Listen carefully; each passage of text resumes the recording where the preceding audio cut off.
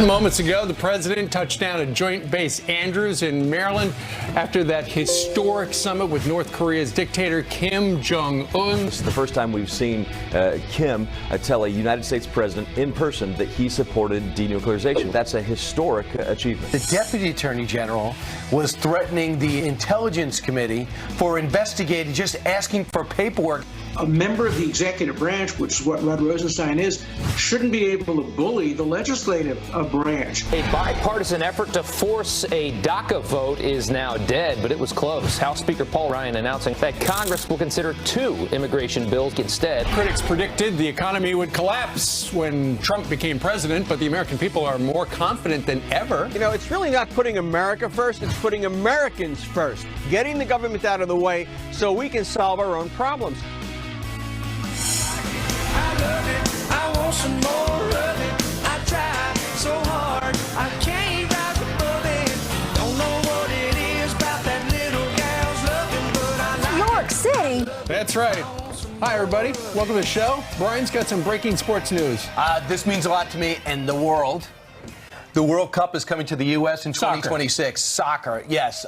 There's going to be an expanded, thank you, Chris Chulo. It's going to be an expanded tournament, 46 teams, and guess what? They'll call it the NAFTA World Cup because Mexico and Canada and the U.S. will combine to promise FIFA $11 billion profit.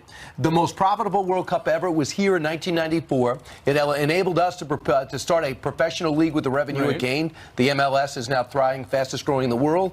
And after getting screwed out of Qatar, screwed by Moscow because we wouldn't cheat and pay off FIFA officials, we finally had our FBI blow up FIFA, reconfigure, and believe it or not, Morocco was the only contender to stop us. So this is huge news. Why would they call the world's biggest sport and biggest tournament comes to North America? Now, Americans have got to fall in love with soccer. You got 8 years. Why would they call it the NAFTA World Cup if there's no NAFTA? Because right now it looks like there's not going to be a NAFTA. My words, it's not in the story. My story, I just want you to picture Canada, America, and Mexico, all 3 teams. They say we don't have to build one stadium. We got plenty of stadiums. We don't have to do any of this corrupt building that they're doing in Moscow with a 500% over budget. Where would the game be? And it's going to be televised by Fox because we have the rights. It'll be in the U.S. I know, where in the U.S.? I mean, you know it's going to be in Los Angeles. You know it's going to be in New York. You know it's going to be in Chicago. Around. You know it's going to be in Dallas. It's not just one stadium. It is nonstop. This whole country threw this big party in '94. When we weren't even thinking about soccer. All right. So we'll have more on that congratulations. later. I'm surprised they planned that far out, but good. Yeah, happy for you, Brian. They got to build stuff, and they need to, pay off politicians historically. Hopefully not, but our FBI blew this up, and they thought they were going to get it back at us by not giving us the World Cup. You know so much now about soccer. You didn't know. You're going to fall in love with it. And in Steve's case, doesn't want to know. I was a soccer coach for many years. I've retired. Meanwhile, let's talk about this. We've got a Fox News alert. President Trump is back at the White House after a whirlwind summit. You remember, it started in Canada. That didn't go so well for the rest of the world. Went okay for him. He said, look, I got to walk out. We're talking America first. And then he went over to Singapore, and they signed that agreement to denuke the Korean Peninsula, and it sounds like the sanctions are going to stay in place until Mr. Kim can prove that he has done just that. There he is, no tie. Hopefully he got some sleep, because he said in the presser yesterday that he had gone 25 hours without sleep, but he did have a 20-plus hour plane flight, so hopefully he got some sleep. He is tweeting this morning. He said, just landed, a long trip, but everybody can now feel much safer than the day I took office. There is no longer a nuclear threat from North Korea. Meeting with Kim Jong-un was an interesting and very positive experience.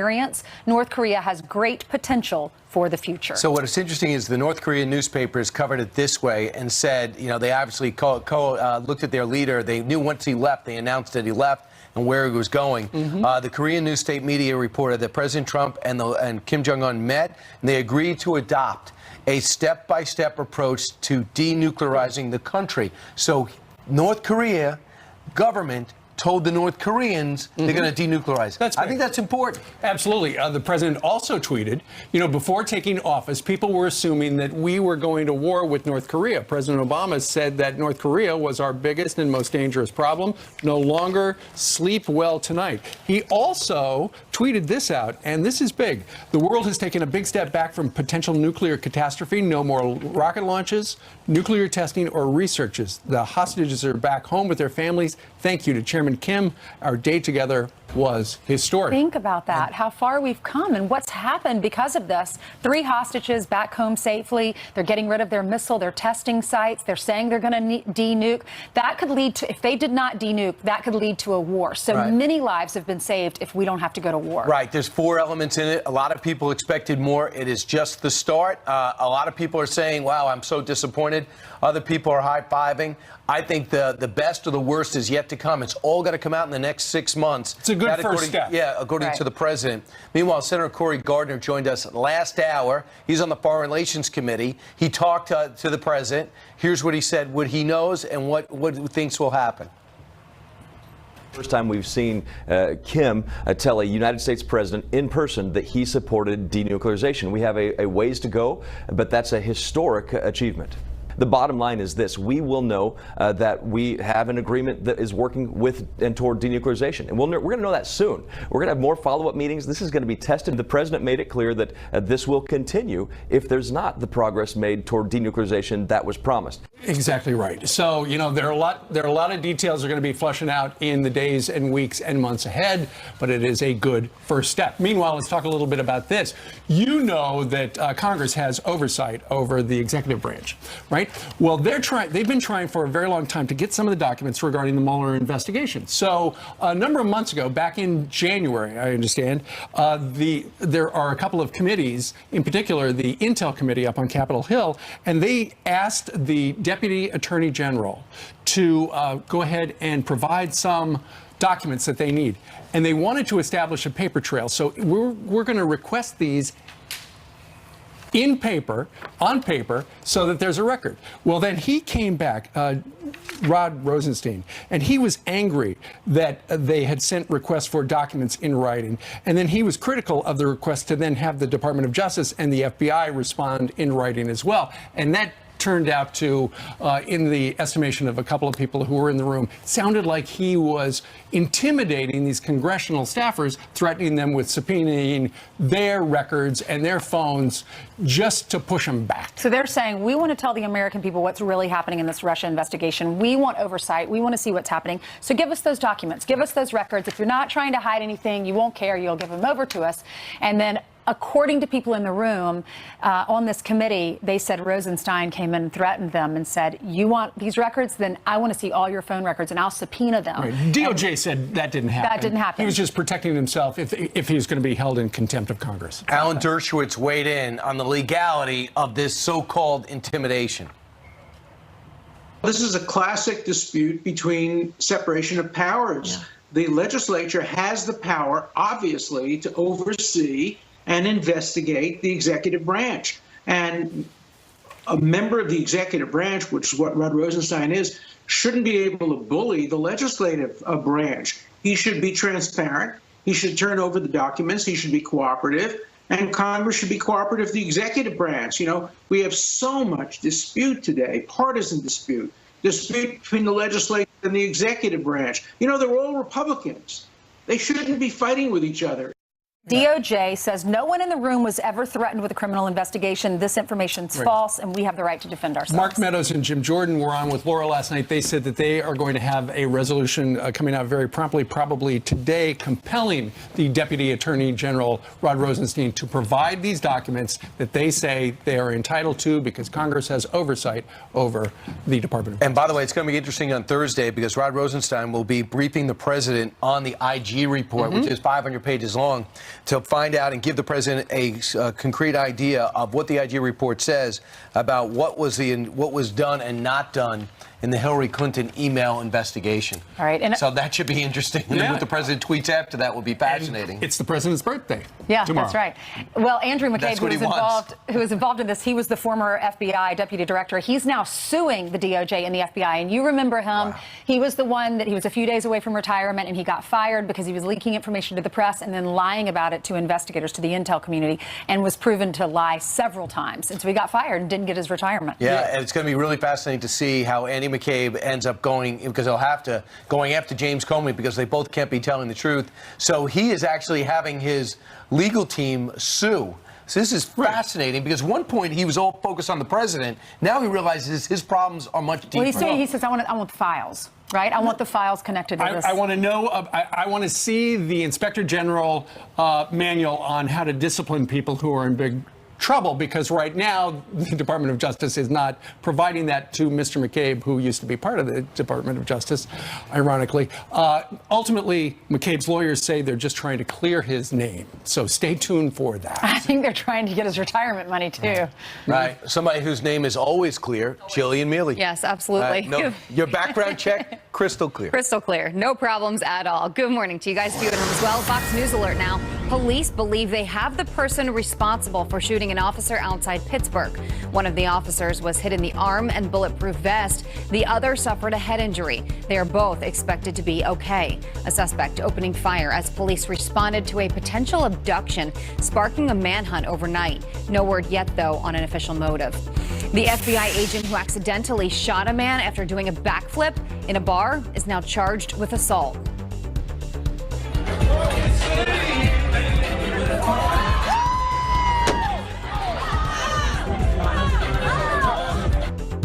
Chase Bishop turning himself into police in Colorado. He's expected to face a judge today. Prosecutors say Bishop could face even more charges depending on the results of a blood alcohol test. He was off duty at the time of the shooting. Former President George H.W. Bush celebrating his 94th birthday surrounded by family. His son, former President George W. Bush, posting this picture, calling himself a lucky man to be with his father.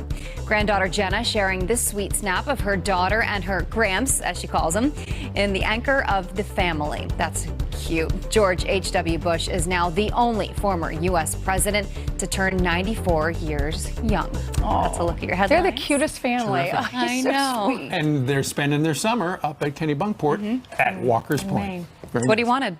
It's You what can he was actually go living there for. and you can see, I mean, it's right there on the point, and you can stand on the street, the public area, and take a picture with the house in the background. Oh, so cool. But it's way over there. It's a long swim. You're not allowed on there. There's Secret Service everywhere. All right, Jillian, thank you very much. Meanwhile, straight ahead, a middle school being threatened by MS-13, now called a ticking time bomb. And one local sheriff says there's not much police can do to stop it. He will join Brian next. Plus, a little boy greets his mom at the airport, but she did not expect this kind of welcome home. From prison? How you like me now? How you like me now? How you like me now? How you like me now? Remember the time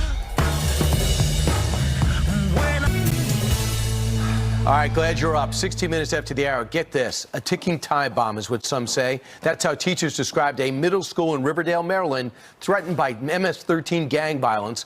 That to the Washington Post. According to the DOJ, there's 10,000 MS-13 gang members in the country, including 3,000 in the D.C. metro area alone. So what can local law enforcement do about it? Here with us to give us his take is Chuck Jenkins, the sheriff of the neighboring Frederick County in Maryland. Sergeant, Sheriff, how did we get here? Well, we've gotten here, Brian, from years of not doing anything, years of knowing this problem was coming at us, and now we're stuck with the problems of MS-13 in our neighborhoods, our communities, our schools. They brutalize, they intimidate, they torture, and we've got to find a way to clean this up. So, you know, some of these so-called more affluent districts are complaining that MS-13 is bleeding into theirs. So they're putting these kids into working class schools that often are underfinanced, but they're not staying there. No, they're not. They're infiltrating other schools, other communities.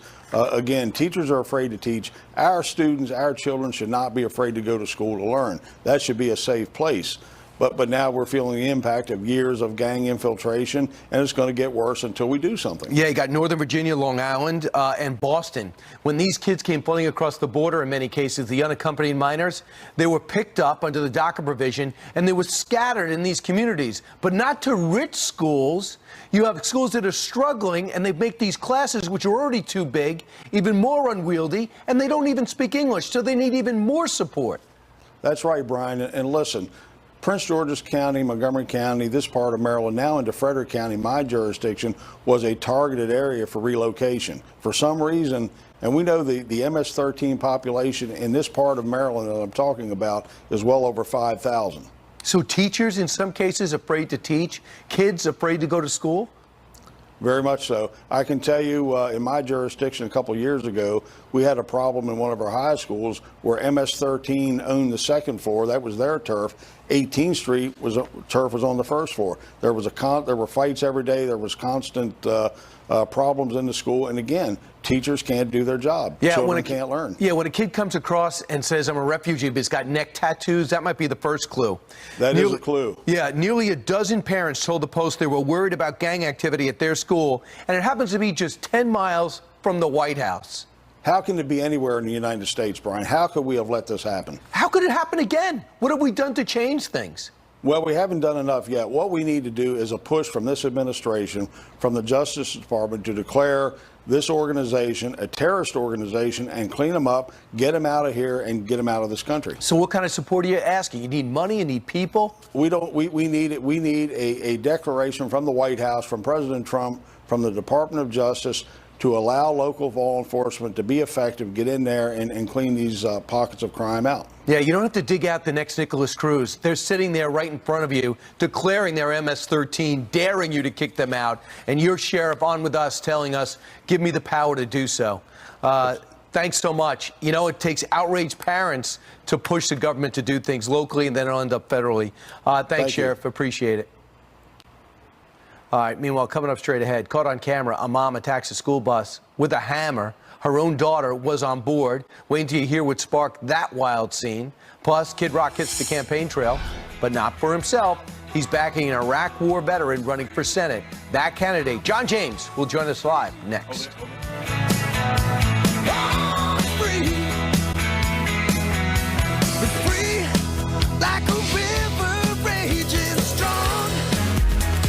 Time now for your news by the numbers. First, 400. That is about how many ISIS fighters are believed to be walking free in the UK after returning from Syria. Only about 1 in 10 are being prosecuted because of a lack of evidence. Next, 8 years. That is how long it's been since food stamp enrollment has been this low. About 40 million people are in the program right now, the lowest number since February of 2010. And finally, 9. That is how many babies this Florida Fire Department has welcomed in the last 10 months. They marked the occasion with that special photo shoot posing on Mom and Dad's fire gear. Sweet. Steve, down to you. That is great. Thanks, Ainsley. You know Kid Rock for his big hits like Born Free, and last year he was even rumored to be mulling a Senate run in Michigan, his home state. But instead, the singer is putting his support behind Senate hopeful John James and even campaigned for him last night. Watch this. He understands we need to make our families stronger, our communities more involved, and help our neighbors first. Now, I truly believe that John is the best candidate to lead us on this journey. The next senator from the great state of Michigan, John James. What a great setup. Joining us right now is that Iraq War vet and Michigan Republican Senate candidate, John James. John, good morning to you. Good morning. Thank you for having me. It's great to have you. How did you get Bob Ritchie, also known as Kid Rock, to endorse you? Well, in my very first news interview, he was actually watching. And I believe that you made the connection, and we started talking. And we began connecting on a number of shared values, our love for this country, our love for the state of Michigan, and doing everything we possibly could to give a voice to those who don't have a voice for themselves, and to fight for those who can't fight for themselves. Kid Rock is a patriot who loves this nation and who's serving in his own way. And I spoke the first time about how when I was deploying to Iraq the first time in November 2007, this was when his song All Summer Long came out. And, while I was fighting for Iraqi freedom, he was raising morale among the troops. So just excited to get the momentum. And if you want to see the rally, go to johnjamesforsenate.com and we'll have it posted for you. That's right. He was watching this program, saw you on TV, reached out to us and our producers, and we were able to give him the information on how to get a hold of you. But here's the thing. I understand last night at this event, he actually apologized because Kid Rock said, you know, I had this promotional stunt last year and people thought I was really serious about running for Senate, so I apologize if I let any of my supporters down. Well, I'll tell you what, this just shows you where Kid Rock's heart is. It's not about him. It's never been about him. It's been about using his platform to be a blessing to others, whether it's raising morale, whether it's raising awareness in getting this. And this is, quite frankly, something that kind of got out of his control. When people hear about somebody who's not inoculated by the liberal fake news, somebody who can see above all the crap and be able to cut through and understand what's really going on. He's not one of those entertainers who's spouting off the progressive nonsense that's tearing our country apart. He's able to think for himself, and he understands that we're independent thinkers. And sometimes people get excited about that and get carried away. And he took responsibility for his part and apologized, and then continued to endorse my campaign. Absolutely. He's not one to throw his support behind a bunch of candidates. Tell us a little bit about your personal story. Tell us about your military service and your family business. Sure. Well, I graduated from West Point in 2004. I became a Ranger qualified Apache pilot and flew 750 hours combat in Operation Iraqi Freedom. I came back because I was shocked not only by what I saw in combat, but during the Great Recession, what I was seeing piped back to me on the Armed Forces network of areas of Pontiac, Flint, Detroit, Benton Harbor, some areas of my beloved state that looked worse than the combat zone I was flying in. And after years and years of struggle, too many people did not have the access to economic opportunity. So I came back to join the family business, an automotive supplier in Detroit, and was able to help grow the company by 233%, from 35 million to 137 million, and added 100 jobs in Michigan and east of the Mississippi. I'm the only conservative in this race, endorsed by John Bolton, Marco Rubio, and now Kid Rock. I have the experience, my combat, understanding national security and the critical things that are facing this nation. I know how to keep Americans safe because I've done it before. I also am a businessman and understand how to grow a company and create jobs. And I'm the only one who can beat Debbie Stabenow in November. Well, there you go. A businessman who wants to get into politics. That sounds kind of familiar, doesn't it? John James is a Republican running for the U.S. Senate seat in Michigan. John, thank you very much for joining us today from Detroit. Thank you for having me. You betcha. All right. What do you think about that? Let us know. Meanwhile, coming up, a veterans group is told to take down this bench honoring our flag, or they could be fined. We've got an update coming up next. And Seattle thought it was a good idea to tax companies like Amazon to help the homeless. Then the backlash came. Stuart Varney here with a message for West Coast Democrats. Stu's next.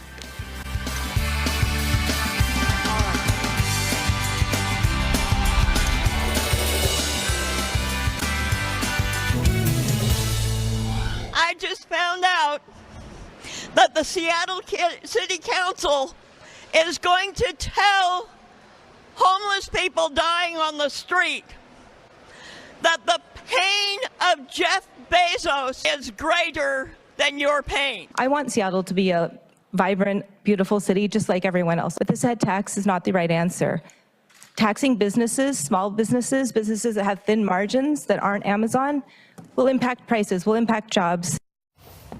In a fiery city council meeting, Seattle voting to repeal that controversial head tax, which would have taxed big businesses like Amazon and Starbucks up to $12 million a year in order to help the homeless. Stuart Varney is here. He's the host of Varney and Company and the Fox Business Network. Stuart, how significant is this? The rejection of this tax is very significant. There's a message here for West Coast Democrats. If you tax workers, jobs and employers will leave. If you raise the minimum wage to $15 an hour, I'm sorry to say, then jobs will leave town. That's what's happening up and down the West Coast. Higher taxes on employers, higher minimum wage that the employers have to pay. And in Seattle, that is the classic example. Seattle, on May the 14th, the Seattle City Council unanimously voted for $275 per worker tax per year on big businesses in the city. They were trying to raise money to build affordable housing. On June the 12th, less than a month later, the City Council voted to repeal that tax.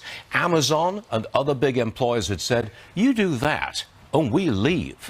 And they can't handle that kind of thing. Well, it was a stupid thing to do in the first place, where they didn't understand the needs of big business. And it's kind of like, hey, Seattle, we can go someplace else. You want a head tax? Fine. But you're going to lose thousands of people from Amazon if you do it. Look, it was deliberately punitive. Yeah. The City Council of Seattle is run by the far left. A Trotskyite actually led the charge for this tax on business. They wanted to punish business. It was a punitive tax.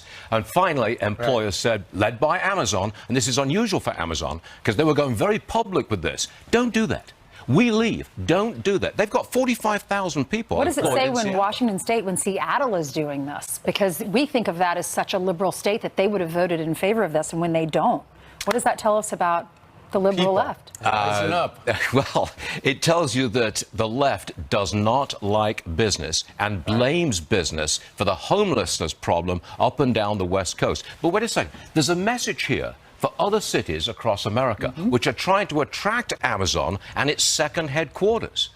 Amazon's not going to move to a city which is likely to impose a tax on them just for moving there. Because Jeff Bezos is loaded, it doesn't mean people who work for Amazon is, and they have to write that extra check. So when I was out in California, I did countless pieces on splitting California. They always wanted to be a north and south. There's a new proposal, I think Proposition 3, that's going to split it in threes. This is a proposal that's going to be on the ballot. Yes. Tell me what it would mean. Well, they've got the signatures, so it is likely to be on the ballot. And this initiative would split California, which is a gigantic state, split it into three. California, Northern California, Southern California. They want to do this because... Stuart, you can see the little map right there. Okay. And then right along the Gold Coast, that is Los Angeles on up north. So politically, the north is very left. Southern California, we're seeing with the sanctuary city stuff, is to the right. Yes, it's drifting to the right. Right, and then along the coast... Well, that's the coastal elites who are... So no comment, it would okay? make some of that. I think one of those at least would be a battleground state, right? Yes, but it's not going to happen. This has to pass Congress if it were going to actually be split into three. There would be a legal challenge which would go on forever. Don't expect this to happen in any time in the next decade, shall we say, I challenge you to bring up the name Trotsky on any other show all day today. He's going to be talking about the Seattle thing all day long. It will He's be going to in mention it use 10 times. Because Trotsky got an axe in the head. That's how he died. Yes, set upon by Stalin's assassins in Mexico City, as a matter of fact. Stalin holds a grudge. Is this kind of a history lesson for our viewers? I just thought it was interesting that you brought up Trotsky. A Trotskyite, a lady, but is a prominent member of the Seattle City Council. And it was her idea to really punish Amazon and big business. Could you imagine if it split into three, though? They would have to have new elections. Everything would change. A new flag. You'd have 4 more senators in the United States Senate. That would be interesting. It would. Okay, 52 states. Would they be all Democrats? Probably not. Yeah. I mean, California right now is uniformly Democrat. Right. But if it splits into three, might not be so. A lot to think about. Don't be surprised if Stuart Varney does a show on FBN today between 9 and noon. No surprises, please. All right, you'll be on. It's the highly rated show, the #1 show of all, ever. Funny you should say that. Congratulations, You and Happy Days, highest ever. You know, that's one of the best promos I've ever had in my entire life. Thank you, Brian. All right. Jillian's behind you. She has some more headlines for us. Hey, That's Jillian. right. Good morning to you guys. Hello. How are you? Greetings. How are you? At home. Good morning. A family's boat sinks at sea, and their frightening 911 calls were just released. We're taking in water. We're sinking. We're taking in water. We're going under.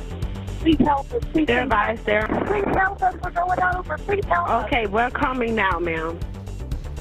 6 family members on that pontoon boat near the 7 Mile Bridge in the Florida Keys. Sheriff's deputies eventually able to reach them before their boat went completely under. Nobody was seriously hurt.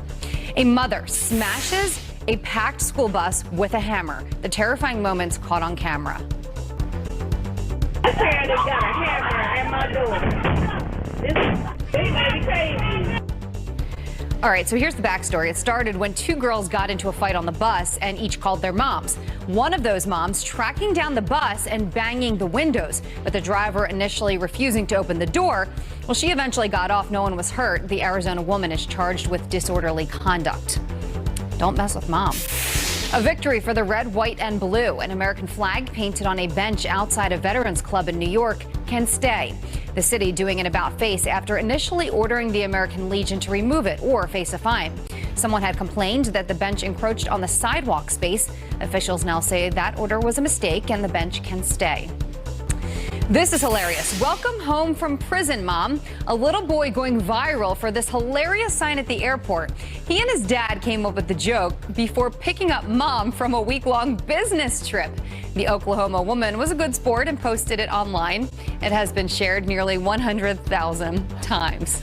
People in the airport probably saw that kid and they're like, what? We have an inmate coming off the Poor plane. little boy's mom's been in prison. I know. She was on And a she business put trip. that on Facebook or I on know. social media. Her It's boss funny. is probably like, oh, really? Yeah, you that's think what you working think of for me is prison. All right, thank you very much. 20 minutes before the top of the hour, Janice Dean is outside our world headquarters with a couple of the folks passing by. Hi, good morning. And you know what? The rain has stopped. Hi, ladies. Where are you from? Morning, Kansas City area. And you're all together? Yes, we are. Celebrating birthdays or anniversaries? Birthdays. Very nice. What are you going to be doing? We're getting ready to go home today. We've been here since Saturday. And you're on TV. Where are you from? Louisiana. All of you? Yeah, well, us, they're from Texas. We're from Texas. Are you having fun so far? Yes. Let's take a look at the maps real quick because it stopped raining, and we love that. But we do have rain in the forecast a little bit here in New York City area. There's where we have the rain across the Ohio Valley, parts of the Mid-Atlantic. We're not talking about a big severe weather outbreak, but we could see some large hail and or damaging winds. It's going to be hot across the south and the southwest, and that's the weather story. Okay, wave to everybody at home. Thank you for coming, ladies. Thank you, ladies. Make sure you get into trouble for me, okay? Oh, listen to that. All right. They'll call you for bail money. All right, so listen, let me tell you what's coming up straight ahead because you're counting on us to tell you because I don't want you surprised. President Trump firing back at Canadian Prime Minister Justin Trudeau, who some find dreamy, after he called new tariffs insulting. But one dairy farmer says the president is on the right track. He joins us next. Which one do people find dreamy? I'm not sure. Plus, Democrats are calling on Hollywood to help them win the midterms, and one comedian says the joke is on the left, and he'll join us live.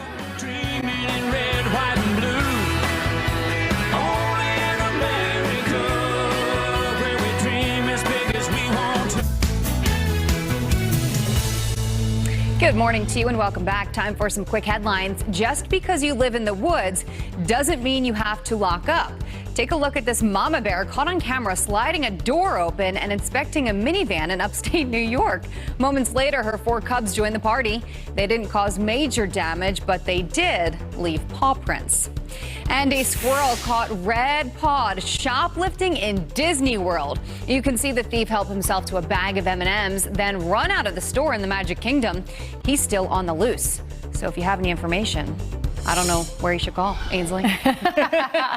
Thank you so much, Jillian. Fallout from the G7 summit continues. Canadian Prime Minister Justin Trudeau called U.S. tariffs insulting, but President Trump vows to keep fighting for fair trade and for the American farmer. Canada does have very big advantages over us in terms of trade deficits. They don't take our farm products, many of them, and it's very unfair to our farmers, and it's very unfair to the people of our country, the workers, the farmers, the companies. So what do our dairy farmers think of President Trump's free trade fight? Let's ask Randy Sowers. He has been a dairy farmer for nearly 4 decades. He owns South Mountain Creamery, which is located in Maryland, and he joins us now. Thank you so much, Randy, for joining us. Thank you for having me. You're welcome. So as a dairy farmer, were you pleased with the president's message to Canada, to Justin Trudeau, and putting tariffs on Canada? Certainly was, yes. Tell me why. Well, Canada has a system where you buy, to sell or produce milk in Canada, you have to buy a base and then you produce milk on that. So they're pretty well try to keep their milk supply, in check so the dairy farmers up there can make good money. But if they have the extra products, they can send them into this country and we accept them pretty much with nothing attached to it. Where in this country, we're supposedly overproducing milk all the time, which I'm not sure I believe, but most of that milk that might be, they say it's dumped, they really take that fat off of it first because the fat's worth a lot of money. And I think one of the heavier tariffs to go back into Canada is butter, if you can get it in there. So how is this going to affect your life? Well, it's a start. I mean, dairy farming is not an easy business to be in. I mean, dairy farmers are falling over like bowling pins right now for a lot of reasons. A lot of it is dairy products coming in from other countries, which, you know, I don't agree with. If we actually have too much, why would we bring anything in? We ought to be like Canada, not bring anything in if we have enough. But I understand, you know, the trade, and, you know, you got to keep things moving, and I don't know what the outcome or the answer is for dairy farmers. I'm not sure it's the program that the government set up right now that's supposed to pay us a little bit of money for, you know, to try to make it better profitable for us. Right. But I'm not sure that would work. I know you've said American dairy farmers are in dire straits, and family farmers are doing this. They're just trying to make a living and put food on the table for their families. Are you happy with the president at least standing up for the American worker and saying, hey, I'm putting America first? Because he's been critical of other administrations for going on apology tours and doing what's best for other countries. And this president, he says, I want to put America first and put families like you first. I think he's right on it. I agree with everything he's trying to do. I mean, I think he's really on the right track.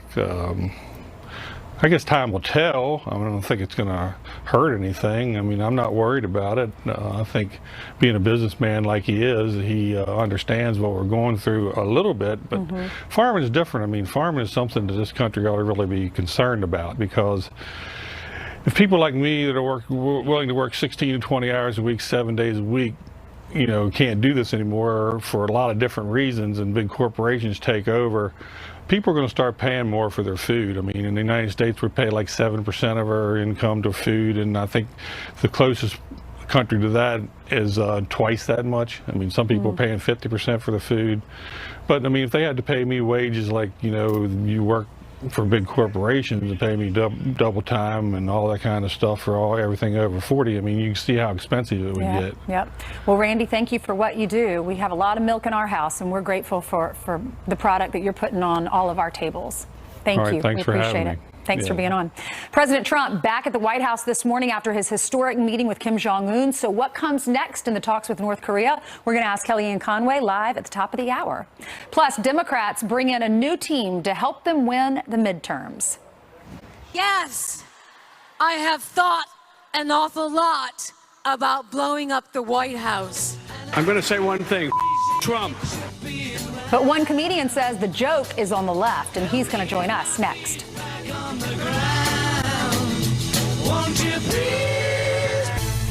I have thought an awful lot about blowing up the White House. When was the last time an actor assassinated a president?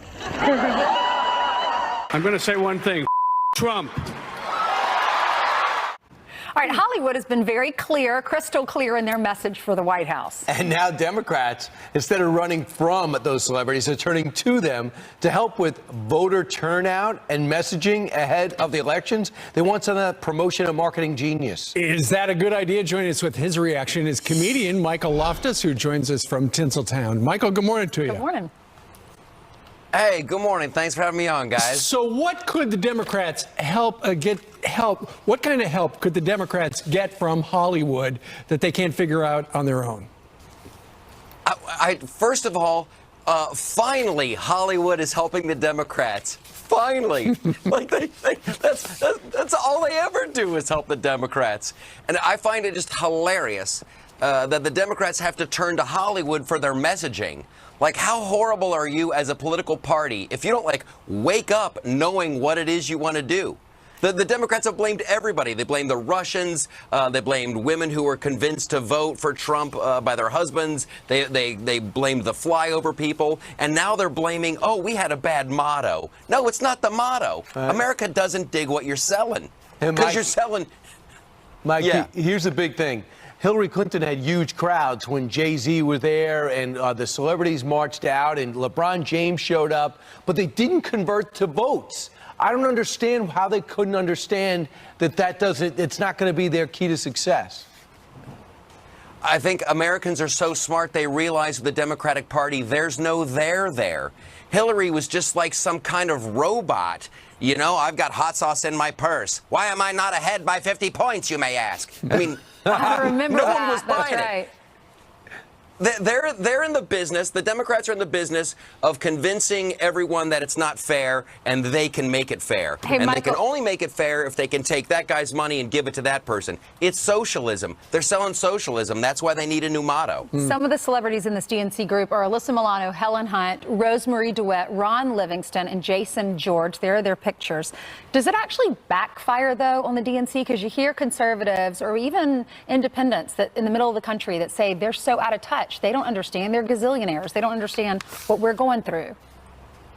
No, I think it's completely going to backfire. A lot of these, they're very talented actors. Hollywood is full of very extremely talented actors, writers, producers, all that stuff. Right. But yeah, they are living up in the Hollywood Hills in the lap of luxury, and they're going to tell someone in flyover country, someone like me from Ohio, like how I should live. Like I'm somehow ripping someone off, and someone needs to take more money from me and give it to that? No, my friend. It's so eerily close to socialism, and America can smell it. They can smell it. First, someone needs to explain to me what the difference is between the Democratic Party and socialism. Yeah. They're the same. Well, they can get the word out. All the Democrats need first is a message. Michael Loftus tuned in from L.A. Thank you very much, sir.